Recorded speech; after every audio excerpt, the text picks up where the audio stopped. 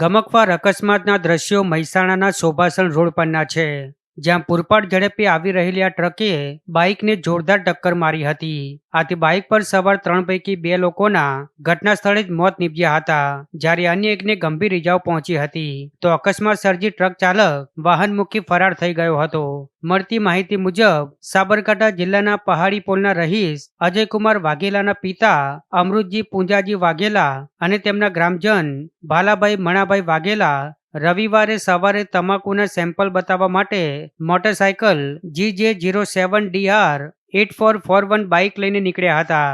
તેમની સાથે રણજીતજી પોપટજી પણ સવાર હતા, જેમને સવારના આશરે 11:30 વાગ્યાની આસપાસ શોભાસણથી ટેચાવા વચ્ચેના હાઈવે પર સામેથી પૂરપાટ ઝડપે અને ગફલતભરી રીતે આવી રહેલી આ ટાટા કંપનીની ટ્રક GJ12BY1391 ના ચાલકે મોટરસાયકલને જોરદાર ટક્કર મારી હતી.